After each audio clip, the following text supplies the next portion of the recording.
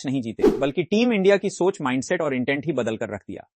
2000 दशक में जब इंडियन क्रिकेट एक लो फेज से गुजर रहा था, तब एक ऐसा खिलाड़ी सामने आया जिसने टीम को फिर से खड़ा किया।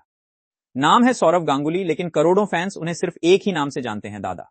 ऑफ साइड से बेइंतहा प्यार करने वाले, मैदान पर आक्रामक एटीट्यूड और जीत की भूख रखने वाले गांगुली का सफर बिल्कुल भी आसान नहीं था। उनके करियर में उतार चढ़ाव, विवाद, आलोचनाएं और कमबैक सब कुछ शामिल रहा। 1990-91 के रणजी ट्रॉफी सीजन में बंगाल की तरफ से खेलते हुए सौरव गांगुली ने शानदार प्रदर्शन किया और अपनी टीम को क्वार्टर फाइनल तक पहुंचाया। उसी सीजन में उड़ीसा के खिलाफ खेली गई 171 रनों की पारी ने पूरे क्रिकेट सर्कल का ध्यान उनकी तरफ खींच लिया। इसी दमदार घरेलू प्रदर्शन के चलते उन्हें 1992 में वेस्टइंडीज के खिलाफ वनडे डेब्यू का मौका मिला। लेकिन यह डेब्यू उनके लिए किसी बुरे सपने से कम नहीं रहा। सिर्फ एक ही मैच खेलने के बाद उन्हें टीम से बाहर कर दिया गया। वजह ना तो उनकी फॉर्म थी और ना ही फिटनेस, बल्कि कुछ विवाद और अफवाहें थीं। कहा गया कि उन्होंने अपने सीनियर खिलाड़ियों के लिए ड्रिंक्स कैरी करने से मना कर दिया था। सच्चाई क्या थी, यह आज भी पूरी तरह साफ नहीं है, लेकिन एक मैच के बाद टीम से ड्रॉप होना किसी भी युवा खिलाड़ी के लिए बड़ा झटका होता है। इसके बावजूद सौरव गांगुली ने हार नहीं मानी।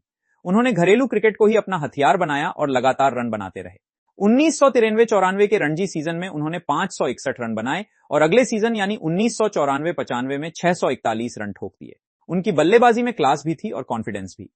इसी निरंतर शानदार प्रदर्शन को देखकर बीसीसीआई ने एक बार फिर उन पर भरोसा जताया और 1996 के इंग्लैंड टूर के लिए टीम में शामिल किया। यही टूर उनके इंटरनेशनल करियर का सबसे बड़ा टर्निंग पॉइंट साबित हुआ।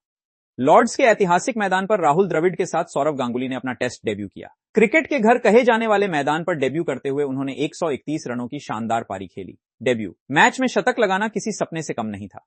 इसके बाद अगली टेस्ट इनिंग में भी उन्होंने शतक जड़ दिया और पूरी क्रिकेट दुनिया को यह बता दिया कि सौरव गांगुली अब सिर्फ एक टैलेंट नहीं, बल्कि एक मैच विनर हैं। 1990 के दशक में गांगुली का करियर तेजी से ऊपर जा रहा था। वनडे क्रिकेट में वह ओपनिंग करते नजर आए और सचिन तेंदुलकर के साथ टीम इंडिया को एक मजबूत शुरुआत देने लगे। 1997 में श्रीलंका के खिलाफ उन्होंने अपनी पहली वनडे सेंचुरी लगाई।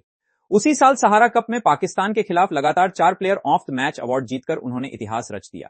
1999 वर्ल्ड कप में जब सचिन तेंदुलकर मुश्किल दौर से गुजर रहे थे, तब सौरव गांगुली टीम इंडिया के लिए सबसे मजबूत स्तंभ बनकर उभरे। श्रीलंका के खिलाफ खेली गई 183 रनों की पारी उस समय वर्ल्ड कप इतिहास की सबसे बड़ी पारियों में से एक थी और आज भी यह भारतीय खिलाड़ियों की सबसे यादगार वर्ल्ड कप पारियों में गिनी जाती है। साल 2000 में मैच फिक्सिंग स्कैंडल के बाद इंडियन क्रिकेट पूरी तरह से टूट चुका था। टीम को एक ऐसे कप्तान की जरूरत थी जो खिलाड़ियों में भरोसा जगा सके। इसी दौर में सौरव गांगुली को कप्तानी सौंपी गई। उनका मंत्र बिल्कुल साफ था, फियरलेस क्रिकेट खेलो और अपनी काबिलियत पर भरोसा रखो। 2001 की ऑस्ट्रेलिया के खिलाफ बॉर्डर गावस्कर ट्रॉफी ने दादा की कप्तानी को अमर बना दिया। कोलकाता टेस्ट में ऐतिहासिक वापसी, हरभजन सिंह की हैट्रिक और द्रविड़ लक्ष्मण की रिकॉर्ड साझेदारी ने न सिर्फ सीरीज का रुख बदला, बल्कि इंडियन क्रिकेट का आत्मविश्वास भी वापस लौटा दिया। 2002 में नेटवेस्ट ट्रॉफी जीतने के बाद लॉर्ड्स की बालकनी में शर्ट लहराना सिर्फ एक सेलिब्रेशन नहीं था, बल्कि यह दुनिया को दिया गया एक मैसेज था कि टीम इंडिया अब किसी से डरने वाली नहीं है। गांगुली की कप्तानी में युवराज सिंह, हरभजन सिंह, जहीर खान, मोहम्मद कैफ और आशीष नेहरा जैसे युवा खिलाड़ियों को खुलकर खेलने का मौका मिला। इंडिया अब ओवरसीज कंडीशंस में भी लड़ना सीख चुकी थी। हालांकि 2004-05 के दौर में गांगुली के करियर में फिर से मुश्किलें आईं। ऑस्ट्रेलिया के खिलाफ घरेलू सीरीज हार, खराब फॉर्म और ग्रेग चैपल के साथ विवाद के चलते उन्हें कप्तानी से हटाया गया और फिर टीम से भी ड्रॉप कर दिया गया। यह दादा के करियर का सबसे मुश्किल दौर था, लेकिन एक बार फिर उन्होंने हार नहीं मानी। 2006-07 में बतौर बल्लेबाज उन्होंने शानदार वापसी की और कई मैच विनिंग पारियां खेली।